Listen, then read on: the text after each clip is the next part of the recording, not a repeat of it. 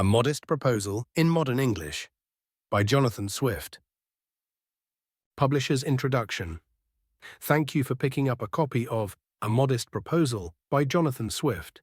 We have updated this work into modern English so you can understand exactly what Swift wrote hundreds of years ago. If you enjoy this book, please share with a friend, leave a positive review on Amazon, and see more updated works at oldbooknew.com. A Modest Proposal. To stop the children of poor people in Ireland from being a burden on their parents or the country, and to make them useful to the public. By Dr. Jonathan Swift, 1729. It's a sad sight for those who walk through this big town or travel in the countryside when they see the streets, roads and doorways crowded with female beggars, followed by 3, 4 or 6 children, all in rags, asking every passer-by for money. These mothers, instead of being able to work for an honest living, have to spend all their time wandering around begging for food for their helpless children. As these children grow up, they either become thieves because they can't find work, or they leave their beloved country to fight for the pretender in Spain, or sell themselves to work in Barbados. Everyone agrees that the huge number of children being carried by their mothers or fathers or following them around is a big problem in the current miserable state of the country. So anyone who could come up with a fair, cheap and easy way to make these children healthy and useful members of society would deserve to be honored with a statue as a savior of the nation. But my plan is not just to help the children of known beggars, it is much broader and will include all infants of a certain age, born to parents who are practically as unable to support them as those who beg for charity on the streets. As for myself, after thinking about this important issue for many years and carefully considering the various plans of our planners, I have always found their calculations to be very wrong. It's true that a newborn baby can be fed by its mother's milk for a year with little other food, costing at most 2 shillings, which the mother can certainly earn or get in scraps through begging. It is exactly when the child turns 1 year old that I suggest we provide for them in a way that instead of being a burden on their parents or the community, or lacking food and clothing for the rest of their lives, they will actually help feed and partly clothe many thousands of people.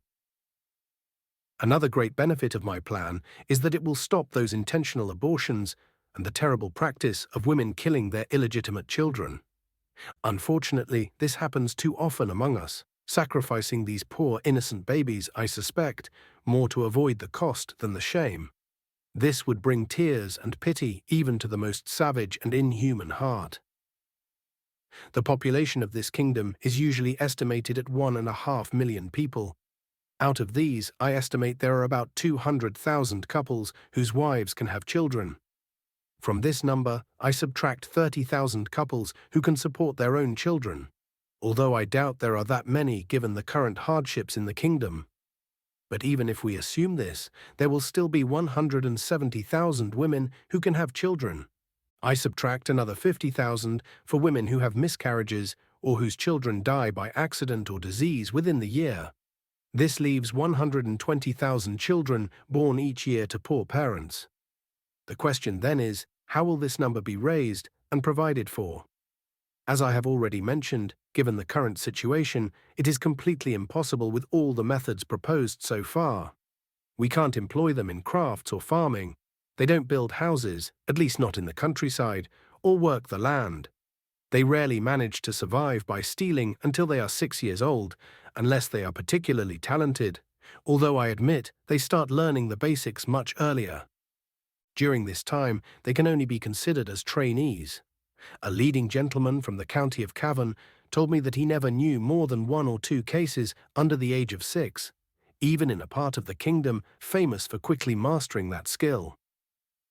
I am told by our merchants that a boy or girl under 12 years old is not something that can be sold, and even when they reach this age, they won't sell for more than £3, or £3.50 at most, in the market. This doesn't benefit either the parents or the country, as the cost of feeding and clothing them has been at least 4 times that amount. I will now humbly share my own ideas, which I hope won't face any objections. I've been told by a very knowledgeable American friend in London that a young, healthy child, when properly cared for, makes a delicious, nourishing, and wholesome meal at 1 year old, whether stewed, roasted, baked, or boiled. I have no doubt it would be just as good in a fricassee or a ragout. I humbly suggest for public consideration that out of the 120,000 children already estimated, 20,000 should be kept for breeding, with only a quarter of them being males. This is more than we allow for sheep, cattle, or pigs, and my reasoning is that these children are rarely born from marriage, a detail not much cared about by our people. Therefore, 1 male will be enough for 4 females. The remaining 100,000 can be sold at 1 year old to wealthy and high-status people throughout the country. It is advised that mothers let them nurse well in the last month to make them plump and fat for a good meal. A child can provide 2 dishes for a gathering of friends, and when the family eats alone, the front or back quarter will make a decent dish. Seasoned with a little pepper or salt, it will be very good boiled on the 4th day, especially in winter. I've calculated that, on average, a newborn baby will weigh 12 pounds, and in a year, if properly cared for, will grow to weigh 28 pounds. I admit this food will be somewhat expensive and therefore very suitable for landlords, who, since they have already consumed most of the parents, seem to have the best claim to the children. Infant flesh will be available all year round, but there will be more of it in March, and a little before and after. This is because, according to a serious author, a well-known French doctor, fish is a food that increases fertility. As a result, more children are born in Roman Catholic countries about 9 months after Lent than at any other time. So if you count a year after Lent, the markets will be more crowded than usual because the number of Catholic infants is at least 3 times more than others in this country. This will also have the added benefit of reducing the number of Catholics among us.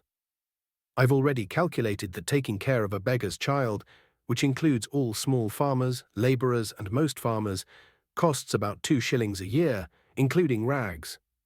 I think no gentleman would mind paying 10 shillings for the body of a good, plump child, which, as I've mentioned, can make 4 dishes of excellent, nutritious meat when he has only a special friend or his own family to dine with him.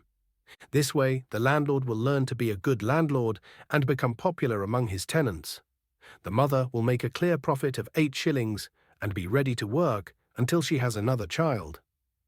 Those who are more economical, as I must admit the times demand, can skin the body. The skin, when properly treated, will make excellent gloves for ladies and summer boots for fashionable gentlemen. In our city of Dublin, we can set up designated areas for this purpose in the most convenient locations, and we can be sure there will be no shortage of butchers. However, I suggest buying the children alive and preparing them fresh from the knife, just like we do with roasting pigs. A very respectable person who truly